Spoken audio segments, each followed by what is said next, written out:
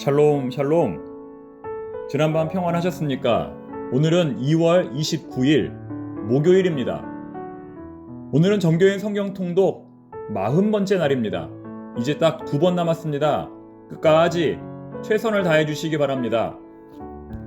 목표를 정하고 도전하는 자에게 하나님께서 큰 은혜로 채워주실 것입니다. 오늘 우리가 읽을 분량은 사무엘상 22장부터 24장까지입니다. 사무엘상 22장의 내용은 사울의 폭정으로 인하여 어려움을 겪는 사람들이 아둘람에 거주하는 다윗에게 모여들었다는 내용입니다. 환난 당한 자, 빚진 자, 마음이 원통한 자 등 힘들고 어려운 사람들이 무려 400명이나 다윗에게 모여들었습니다. 이것은 비록 400명이라는 숫자가 많지는 않을지라도 나라의 민심과 하늘의 천심이 다윗에게 기울기 시작했음을 보여주는 것입니다. 신앙의 눈으로 보면 실제 이스라엘의 왕은 사울이 아니라 다윗이라는 것입니다. 백성을 돌아보는 데는 1도 관심이 없고 권력을 지키는 데에만 혈안이 되었던 사울의 왕권은 무너질 수밖에 없었습니다. 23장은 그렇게 망명한 사람들을 이끌고 나라를 지키는 다윗의 모습을 보여줍니다. 다윗은 그일라라고 하는 지역이 블레셋 사람들에게 공격을 당했을 때 그들을 위험으로부터 구원해냅니다. 24장은 용변을 보러 동굴 안으로 들어온 사울을 다윗이 죽일 수 있었음에도 불구하고 죽이지 않았다는 내용입니다. 오늘은 그 중에서 23장의 내용을 조금 더 자세히 살펴보겠습니다. 우리도 살다 보면 하루 동안에 천국과 지옥을 동시에 경험할 때가 있습니다. 아침에는 천국을, 저녁에는 지옥을 맛볼 때가 있다는 것입니다. 23장에서 다윗은 그야말로 천국과 지옥을, 온탕과 냉탕을 모두 오고 갑니다. 친구로부터 기가 막힌 위로를 받는가 하면 원수로부터 기가 막힌 위기를 겪기도 합니다. 그러다가 하나님의 기가 막힌 구원을 받는 것으로 내용이 마무리됩니다. 제일 먼저는 친구로부터 받는 기가 막힌 위로입니다. 다시는 못 만날 줄 알았던 요나단과 다윗이 극적으로 상봉하게 된 것입니다. 다윗이 요나단과 광야에서 다시 만나게 된 것은 기적이 아닐 수 없습니다. 그동안 사울이 나라의 군대를 다 풀어놓아도 찾지 못했던 것이 바로 다윗입니다. 그런데 하나님께서 다윗을 위로하시기 위해 이 두 사람으로 하여금 서로 만나게 하신 것입니다. 다윗은 그러한 친구 요나단으로부터 기가 막힌 위로의 말을 듣습니다. 16절, 17절 말씀. 사울의 아들 요나단이 일어나 수풀에 들어가서 다윗에게 이르러 그에게 하나님을 힘있게 의지하게 하였는데 곧 요나단이 그에게 이르기를 두려워하지 말라. 내 아버지 사울의 손이 내게 미치지 못할 것이요. 너는 이스라엘 왕이 되고 나는 내 다음이 될 것을 내 아버지 사울도 안다 하니라. 하지만 요나단의 이러한 위로 후에는 기가 막힌 위기가 찾아옵니다. 그동안 다윗을 번번이 놓쳤던 사울은 이번에는 완벽한 계획으로 다윗을 포위합니다. 무엇보다 10광야의 사람들이 다윗의 거처를 밀고 합니다. 이제 꼼짝없이 다윗은 도간에 든 쥐입니다. 그의 동선은 완전히 노출되었고 다윗이 잡히는 것은 시간 문제입니다. 26절 말씀 읽어보겠습니다. 사울이 산 이쪽으로 가매 다윗과 그의 사람들은 산 저쪽으로 가며 다윗이 사울을 두려워하여 급히 피하려 하였으니 이는 사울과 그의 사람들이 다윗과 그의 사람들을 에워싸고 잡으려 함이었더라. 그런데 바로 그때 너무나 놀라운 기적이 일어납니다. 어디선가 갑자기 블레셋의 군대가 쳐들어온 것입니다. 이것은 분명한 하나님의 개입입니다. 이것은 분명한 하나님의 역사입니다. 27절. 전령이 사울에게 와서 이르되 급히 오소서 블레셋 사람들이 땅을 침노하나이다. 여간에선 사울이 돌아서지 않았을 것입니다. 지금은 그 어떤 일보다 다윗을 잡는 것이 더 중요한 일이었기 때문입니다. 여기서 만약 다윗을 놓치면 언제 다시 다윗을 잡을 기회가 올지 모릅니다. 하지만 그럼에도 불구하고 사울은 바로 눈앞에서 다윗 잡는 것을 포기합니다. 손만 뻗으면 잡을 수 있는 상황에서 사울은 이 기회를 포기합니다. 사울의 입장에서 볼 때는 다윗을 죽일 수 있는 절호의 찬스를 날려보낸 것입니다. 여러분, 그렇습니다. 하나님께서 어떻게 역사하실지는 아무도 모릅니다. 하늘이 무너져도 솟아날 구멍이 있다는 것입니다. 끝날 때까지 끝난 것이 아니라는 것입니다. 그러므로 우리 하나님을 믿는 사람들은 절대로 포기해서는 안 됩니다. 그 어떤 난관을 만나더라도 절대로 포기해서는 안 됩니다. 이런 말이 있지 않습니까? 포기는 배추 셀 때, 실패는 바느질할 때 사용하는 말이며, 좌절은 왼쪽에 있는 절이고 절망은 그 절에 있는 방충망이다.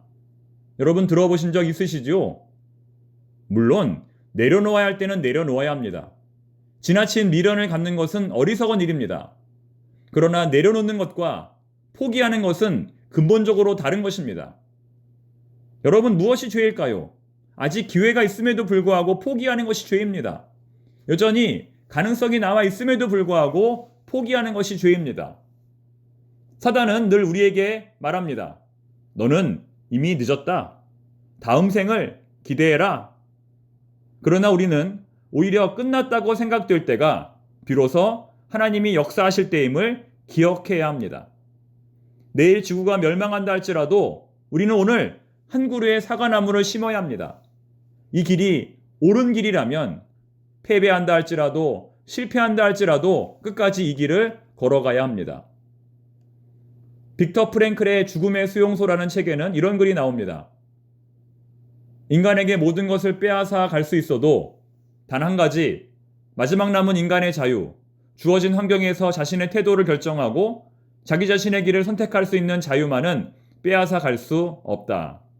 자, 무슨 말이냐면 우리가 적군의 포로가 되어 온몸이 묶이고 자유를 상실하고 이제 아무것도 할 수 없는 상황이 되었다 할지라도 절대로 포기해서는 안 된다는 것입니다.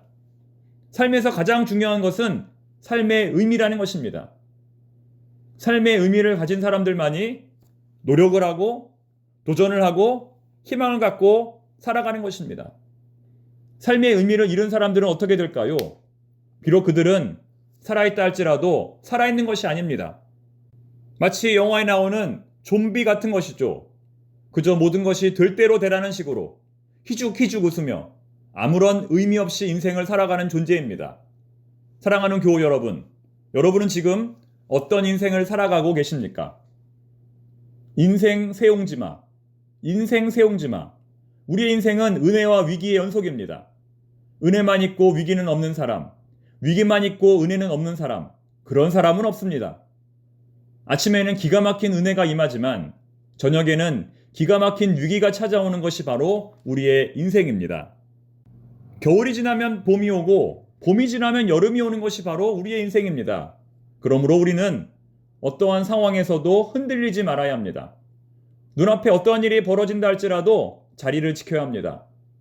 가장 높은 곳에 올라간다 할지라도 교만하지 말고 가장 낮은 자리에 내려간다 할지라도 낙심하지 말라는 것입니다.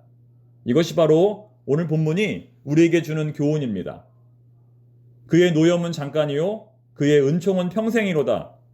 저녁에는 울음이 깃들일지라도 아침에는 기쁨이 오리로다. 주께서 나의 슬픔이 변하여 내게 춤이 되게 하시며 나의 베옷을 벗기고 기쁨으로 띄우셨나이다. 시편 30편 5절 11절 말씀. 끝까지 포기하지 않고 인내하는 자만이 이러한 은혜를 맛볼 수 있습니다. 오늘도 우리 모두 이러한 믿음으로 승리할 수 있기를 바랍니다. 기도하겠습니다. 하나님 아버지, 오늘도 우리 주님과 동행하는 복된 하루가 되기를 원합니다.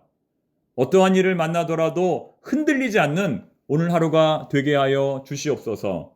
예수님의 이름으로 기도드립니다. 아멘.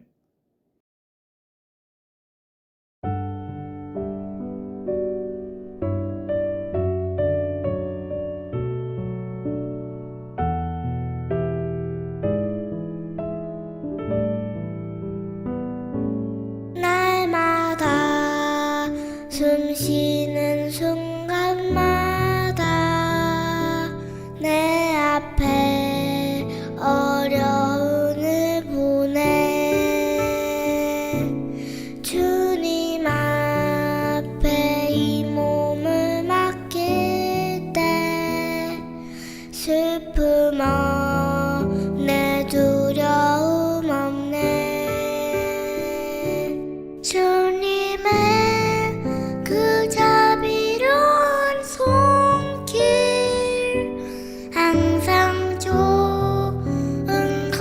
주시도다.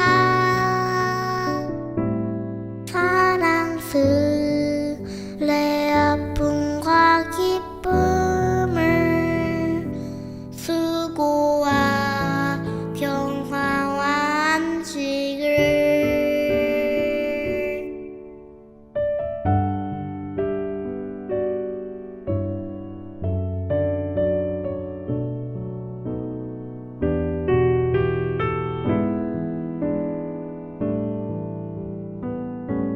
인생의 어려운 순간마다 주의 약속 생각해보네. 내 맘속에 믿음을 지 않고 말씀 속에 위로를 얻네. 어린 나를 품에 안으시사 항상 평안함 주시도다. 내가 살아 숨을 쉬는 동안 살피신 다 약속하셨네. 주님의 도우심 바라보며 모든 어려움이 기도다. 흘러가는 순간순간마다 주님 약속 새겨봅니다. 흘러가는 순간순간마다 주님 약속